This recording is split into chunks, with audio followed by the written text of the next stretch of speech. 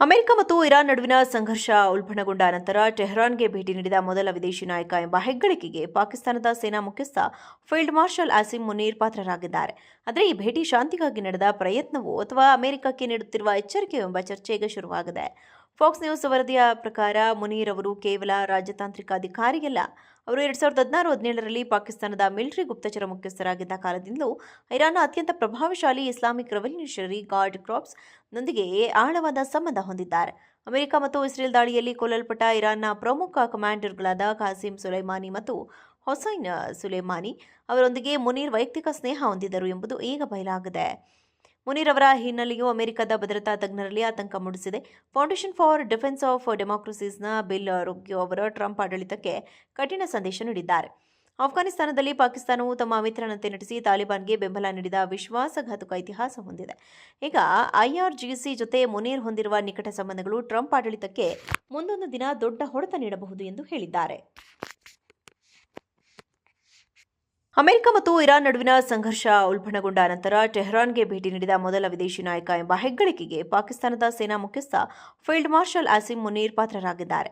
ಆದರೆ ಈ ಭೇಟಿ ಶಾಂತಿಗಾಗಿ ನಡೆದ ಪ್ರಯತ್ನವೋ ಅಥವಾ ಅಮೆರಿಕಕ್ಕೆ ನೀಡುತ್ತಿರುವ ಎಚ್ಚರಿಕೆಯೋ ಎಂಬ ಚರ್ಚೆ ಈಗ ಶುರುವಾಗಿದೆ. ಫಾಕ್ಸ್ ನ್ಯೂಸ್ ವರದಿಯ ಪ್ರಕಾರ ಮುನೀರ್ ಅವರು ಕೇವಲ ರಾಜತಾಂತ್ರಿಕ ಅಧಿಕಾರಿಯಲ್ಲ.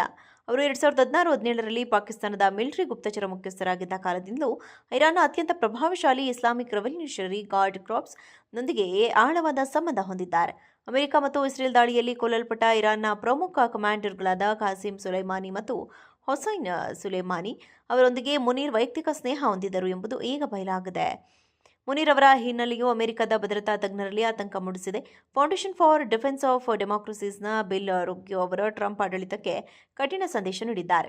ಆಫ್ಘಾನಿಸ್ತಾನದಲ್ಲಿ ಪಾಕಿಸ್ತಾನವು ತಮ್ಮ ಮಿತ್ರನಂತೆ ನಟಿಸಿ ತಾಲಿಬಾನ್ಗೆ ಬೆಂಬಲ ನೀಡಿದ ವಿಶ್ವಾಸಘಾತುಕ ಇತಿಹಾಸ ಹೊಂದಿದೆ. ಈಗ ಐಆರ್ಜಿಸಿ ಜೊತೆ ಮುನೀರ್ ಹೊಂದಿರುವ ನಿಕಟ ಸಂಬಂಧಗಳು ಟ್ರಂಪ್ ಆಡಳಿತಕ್ಕೆ ಮುಂದೊಂದು ದಿನ ದೊಡ್ಡ ಹೊಡೆತ ನೀಡಬಹುದು ಎಂದು ಹೇಳಿದ್ದಾರೆ. ಅಮೆರಿಕ ಮತ್ತು ಇರಾನ್ ನಡುವಿನ ಸಂಘರ್ಷ ಉಲ್ಬಣಗೊಂಡ ನಂತರ ಟೆಹರಾನ್ಗೆ ಭೇಟಿ ನೀಡಿದ ಮೊದಲ ವಿದೇಶಿ ನಾಯಕ ಎಂಬ ಹೆಗ್ಗಳಿಕೆಗೆ ಪಾಕಿಸ್ತಾನದ ಸೇನಾ ಮುಖ್ಯಸ್ಥ ಫೀಲ್ಡ್ ಮಾರ್ಷಲ್ ಆಸಿಮ್ ಮುನೀರ್ ಪಾತ್ರರಾಗಿದ್ದಾರೆ. ಆದರೆ ಈ ಭೇಟಿ ಶಾಂತಿಗಾಗಿ ನಡೆದ ಪ್ರಯತ್ನವೋ ಅಥವಾ ಅಮೆರಿಕಕ್ಕೆ ನೀಡುತ್ತಿರುವ ಎಚ್ಚರಿಕೆಯೋ ಎಂಬ ಚರ್ಚೆ ಈಗ ಶುರುವಾಗಿದೆ. ಫಾಕ್ಸ್ ನ್ಯೂಸ್ ವರದಿಯ ಪ್ರಕಾರ ಮುನೀರ್ ಅವರು ಕೇವಲ ರಾಜತಾಂತ್ರಿಕ ಅಧಿಕಾರಿಯಲ್ಲ. ಅವರು 2016-17ರಲ್ಲಿ ಪಾಕಿಸ್ತಾನದ ಮಿಲಿಟರಿ ಗುಪ್ತಚರ ಮುಖ್ಯಸ್ಥರಾಗಿದ್ದ ಕಾಲದಿಂದಲೂ ಇರಾನ್ನ ಅತ್ಯಂತ ಪ್ರಭಾವಶಾಲಿ ಇಸ್ಲಾಮಿಕ್ ರೆವಲ್ಯೂಷನರಿ ಗಾರ್ಡ್ ಕಾರ್ಪ್ಸ್ ನೊಂದಿಗೆ ಆಳವಾದ ಸಂಬಂಧ ಹೊಂದಿದ್ದಾರೆ. ಅಮೆರಿಕ ಮತ್ತು ಇಸ್ರೇಲ್ ದಾಳಿಯಲ್ಲಿ ಕೊಲ್ಲಲ್ಪಟ್ಟ ಇರಾನ್ನ ಪ್ರಮುಖ ಕಮಾಂಡರ್ಗಳಾದ ಖಾಸಿಂ ಸುಲೈಮಾನಿ ಮತ್ತು ಹೊಸೈನ್ ಸುಲೇಮಾನಿ ಅವರೊಂದಿಗೆ ಮುನೀರ್ ವೈಯಕ್ತಿಕ ಸ್ನೇಹ ಹೊಂದಿದ್ದರು ಎಂಬುದು ಈಗ ಬಯಲಾಗಿದೆ.